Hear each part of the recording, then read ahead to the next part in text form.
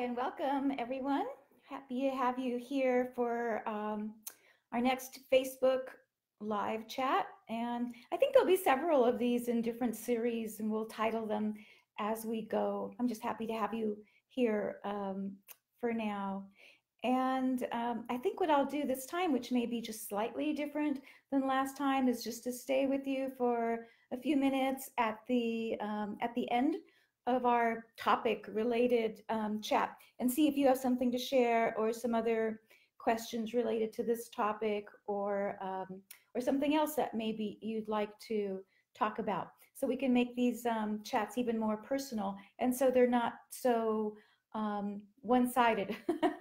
I guess I'm the one that called the chat, so if you call a chat, it'll be one-sided for your end.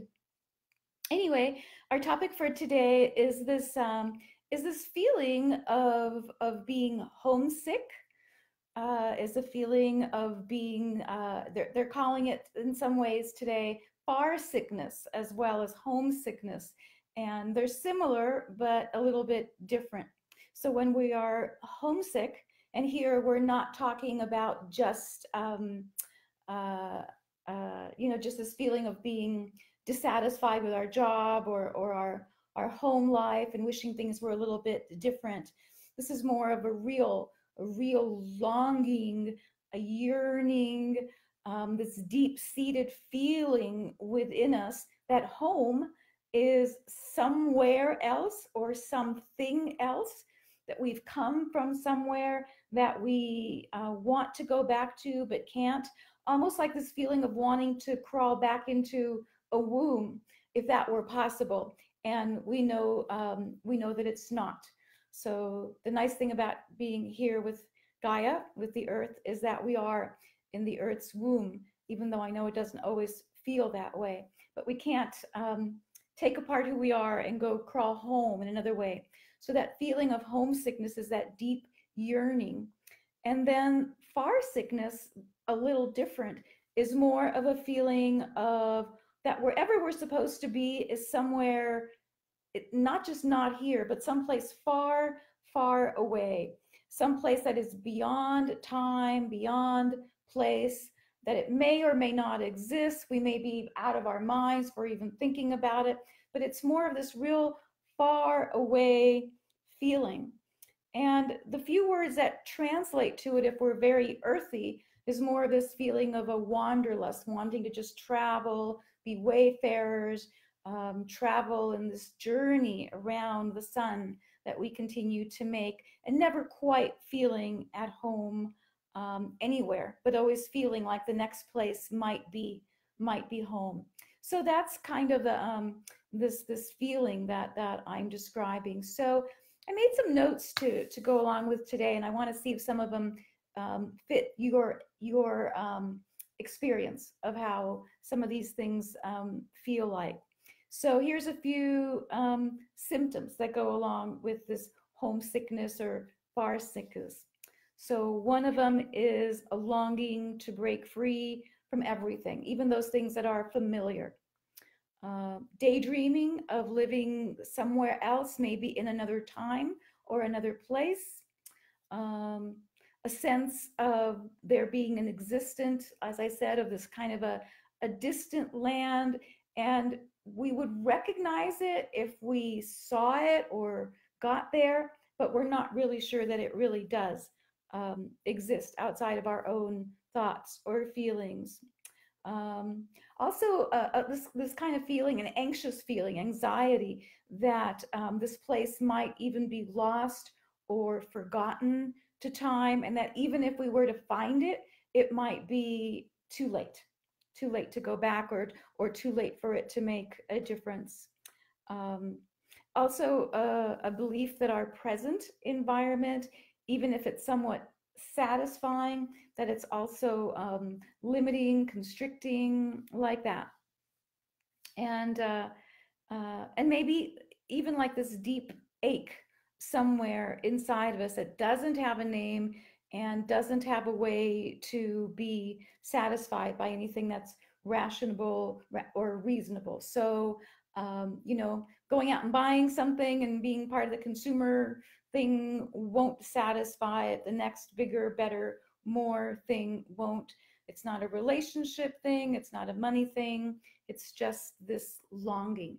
So those are some of the general symptoms, if we could describe them that way. And I have certainly felt that way at different times. Um, Once or twice that were fairly severe, kind of like those feelings of get me out of here, take me anywhere but not here. And so maybe you have that experience as well. And I also talk to people that this is their daily experience. This is how they live their life with this real difficulty, this way to be. So maybe some of those symptoms sound familiar to you as well. So where do they come from? They come from, in a sense, this idea that we don't necessarily know who we are, and since we don't necessarily know who we are looking for a place. Maybe the place will remind us, well, if I came from here, or if I can get to that place, that will seem so familiar that I'll begin to remember more. I'll begin to remember more about who I am, or who I was, or how to be, or how to make life make a little bit more sense than it does on a daily basis. So these feelings and longings come from questions that we ask ourselves. And in general, they're the kind of questions that don't have answers or don't have satisfactory answers. They're answers that they're okay, but they're okay on the surface level. They don't really reach our heart. They don't reach deep into our soul so that we say, ah, yes, that finally makes sense, or I can live with that answer, or something like that. So, what are those questions that we ask ourselves? That's one of the next steps to answering some of this feeling of longing. So, we all have a basic question that goes along with this: who am I? Who am I? Where did I come from? Kind of questions. And for each of us, although we ask many questions along our journey, there's some questions that are more real or more important, or the kind of questions that we're always asking, even if they don't have an answer.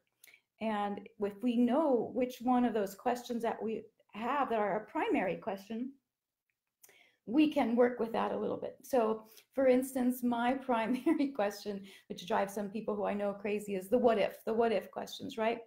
What if I lived someplace else? What if I had chosen, a different occupation? What if my parents had lived longer? What would my life be like if blah blah blah? And so those what if questions don't really matter, because this is what is, and this is what in my seminars I even teach this, so I could learn this for myself for a change, right? So it's the what if doesn't matter as much, because we are in the now. So when we live truly in the now, the what if matters a little bit less. But anyway, that's my basic malady, or my basic question. For someone else, your question might be why? Why me? Why now? Why this? Why are we born in these, clumsy bodies that we can't quite figure out what to do with, and that only last for a certain amount of time, or get ill here and there? So we ask these why questions that don't have an answer. We could say, where might I be happier? Where do I belong? When will things get better? When will I finally get out of debt? When will I meet my beloved significant other? So those kind of questions that our future or our reality holds the answer to. But it's not a secret. They're more like answers that are revealed to us along our journey. So we journey in this way, and we live.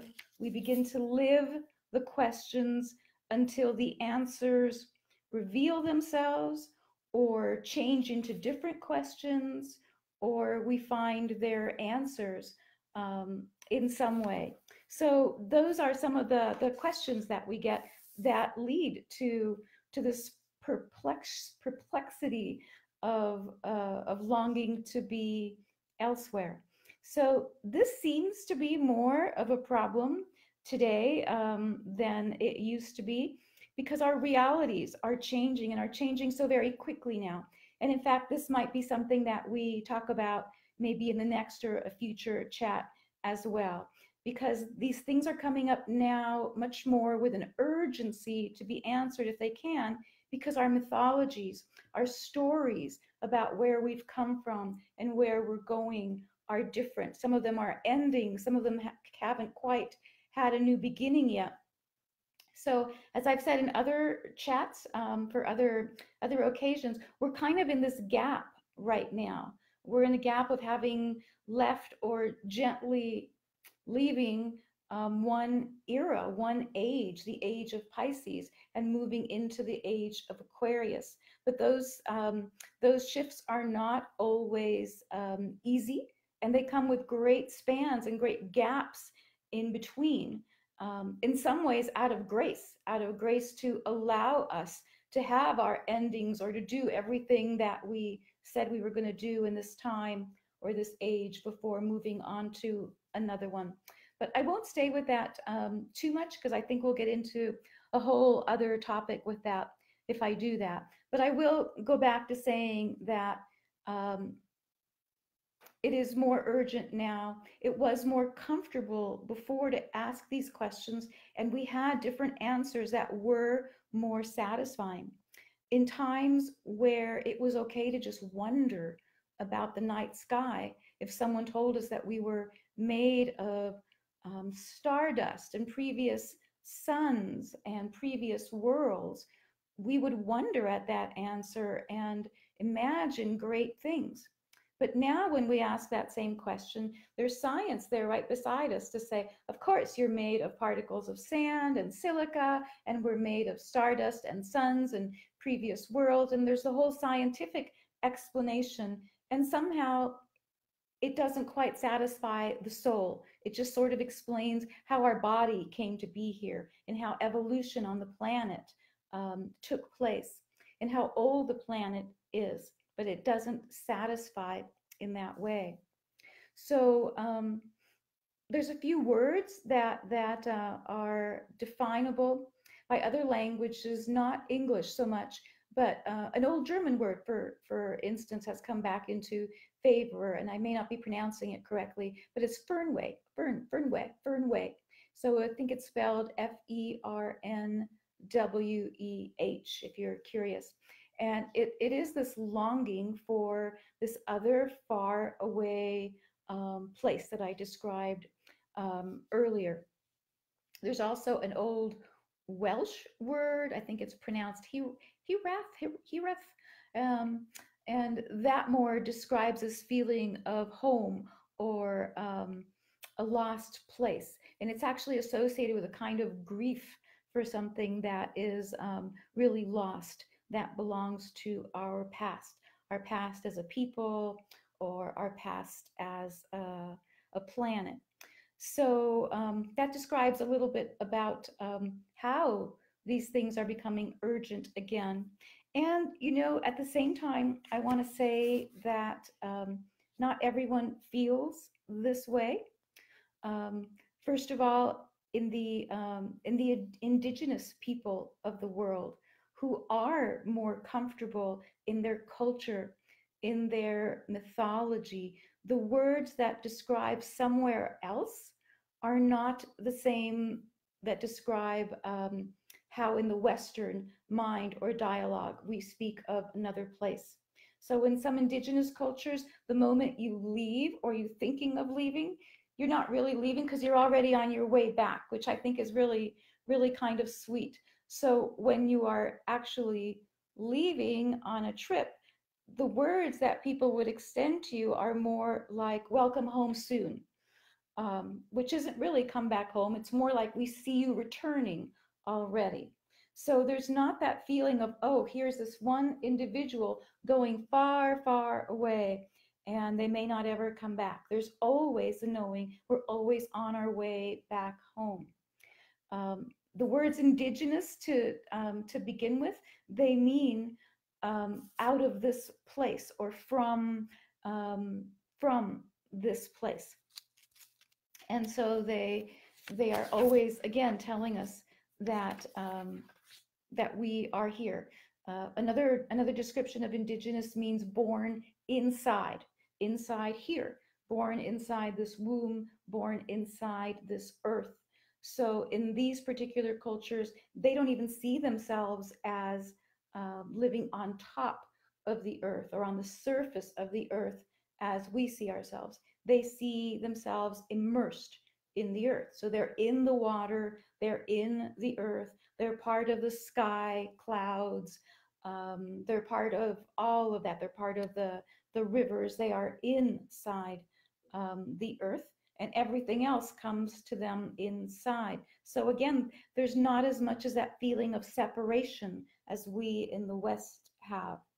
And it's just a different cultural thing. In the West, we've always been more interested in being individuals, our individual creativity. This is my journey. This is where I'm going. This is how I'm different than my parents or my ancestors. So it's a different way of understanding culture and purpose.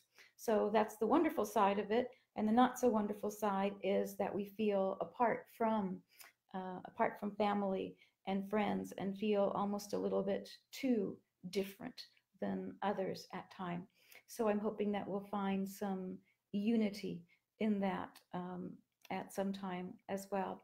You know, speaking of that, one of the differences between the indigenous cultures and the Western cultures, if we took a sentence such as like an American settler might say, he might say, this is my land, or I own this house. Again, there's that strong feeling of individuality. And in the indigenous world, that would translate to this soil carries my people. We belong to this land. So you can see the differences in that as well. Again, just cultural understandings. And I'm sure we've all had births and rebirths in so many different cultures that all of this probably makes sense to us as well. And you know, then there's also people who really have never had these kind of feelings. They are not estranged from their own life, their culture, their family. They feel like this is my life, this is here, here is where I am. I have an average life, that's fine. Um, there's not really a great feeling for wanting to look beyond that.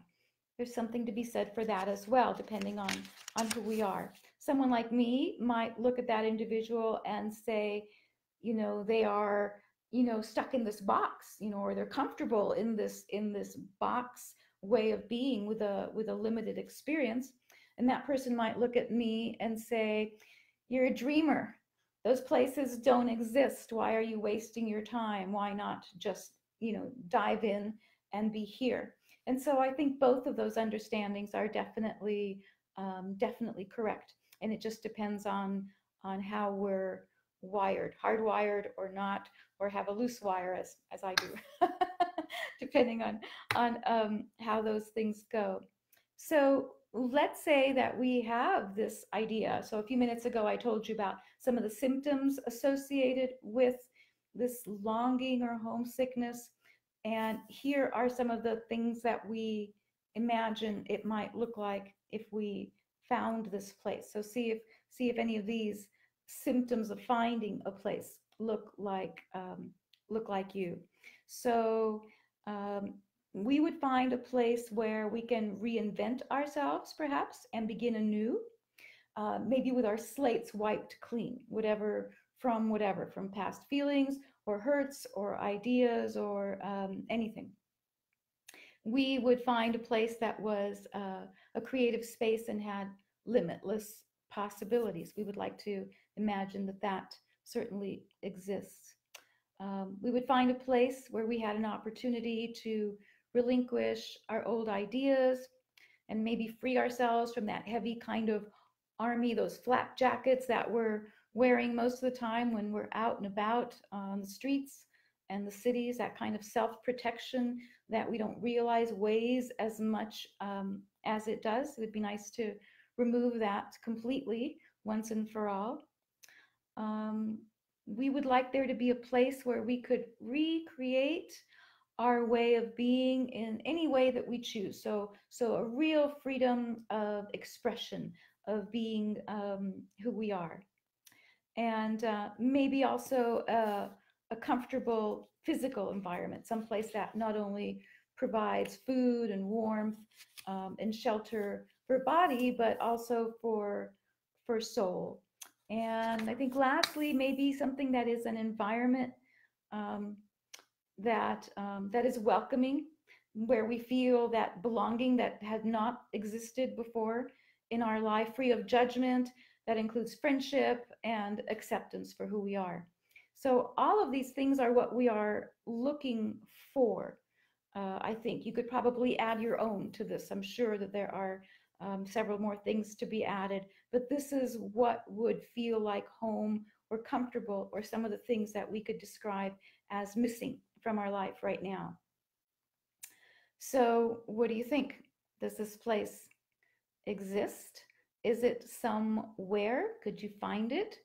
Is it just another city or another country? Is it in your future and you just haven't found it yet? It's in your timeline, or do you think it's even possible? Is it when we look at some of the issues with our environment or our politics or our other situations, would that allow that place to manifest for you? Or is it just that you're always going to have this longing because we can't go back to where we came from, or we have memories of another time and place that did exist, and we know that it does, and it simply doesn't right now? So those are some of the questions that it helps to answer a little bit, because if we can, then it makes the discomfort a little bit less. It makes the questions that we ask, if we can ask them a little bit more um, broadly, then there's a little bit less of that sense of dissatisfaction. And I don't really want to call it hopelessness, because that's really something else. And I'm not talking about unhappiness or depression. I'm really keeping it really close to this, more of this homesickness, or spiritual homesickness. What did I read? Something recently, someone said something like they felt like someone had sprayed spiritual herbicide on their life or on their dreams. And I'm like, oh, it was so sad to hear it put that way.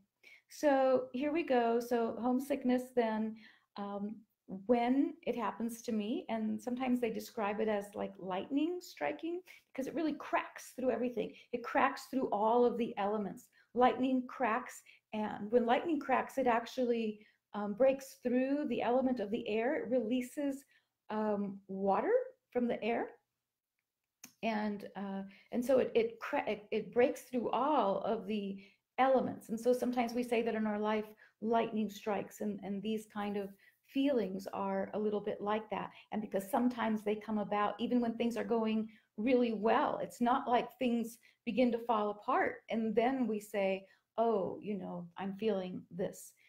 They just come out of nowhere, as how lightning looks when it just somehow just breaks the sky and cracks open everything and illuminates things in a different part of your sky than you might have been considering before. So when these things happen, when these times happen for me, um, I tend to go back to those basic questions that I ask, and I ask the what if or the whys in a different way, in a more open ended or a more open hearted way. I just make room. I make a little bit more room in my life. One of the other things that I do is I make space and I make time. And so what I mean by that is I literally make space. I make time. So I make them into something else. I make not just room in my life, I create space in my life. And that's something that we can do. Maybe a little harder to describe now. So I don't make time for something. I don't hurry up to finish something so I have a little extra time to do something else. I make time. I make it expand and contract. I bring it into my life. I form it and shape it, and I do something with time. And these things don't really give us so much control over our life, so much of a feeling that we can move and change and shape our life a little bit. So I will also go out and volunteer in one or more ways. So I take things out of here, I take them out there to do something for the world or my community or my environment. I make sure that it's something worthwhile that makes a difference to one or more people, not just to something um, that I care about. I also start cleaning, and not just like spring cleaning, but cleaning things in my environment. You know, scrubbing your environment of things that may not be necessary now, may have been part of a past time or a past interest or something that for sure is no longer needed. I find a new home for it. I rehome those things and make space in my life as well. Things that have less value, they need to be elsewhere so I can make room and space for things that have more value. I tend to reconcile things, to do things in a more simple way. I try to uncomplicate some of the things that I may have complicated a little bit. Like I said, I clean and make room in my surroundings, and I also feed my senses. So I feed my visual senses with something that includes beauty. I bring fragrance into my life that is also clearing and space clearing for myself. And I make sure that I interact with as many of the different elements as possible, whether it's out of doors or in meditation or in a private way, if I can. And I make offerings to the earth as well. So all of these are things that I do not to try to get out of that feeling or that longing, but in essence to feed the parts of it. Something within us is hungry for something, needs something. And so I feed it healthy, well-being things that I can do in that moment. And then I let it be. So it's not how can I hurry up to make this moment pass, or how can I lose myself in something else so I won't feel that way. I let myself feel that way because often there are insights that come from that. There may be new questions that arrive. There may be a new path for me to take. There may be something that I overlooked. And there may be a gift. There may be a gift from spirit that honors me for having been on this journey as much as I have, or honors me for my effort to be awake and conscious during challenging times. So those are just small suggestions that I'm offering to you. If you have that, I'm certainly not saying that it's the only thing that you can do. There's so many different ways to honor that. And in a lot of the self-help books, self-development, self-help books, sometimes there's that statement that it's a little bit cliche. Sometimes it says, oh, you know, once we realize that home is where the heart is, or once we realize that everything is inside of us anyway, that we will be comfortable no matter where we are or where we go.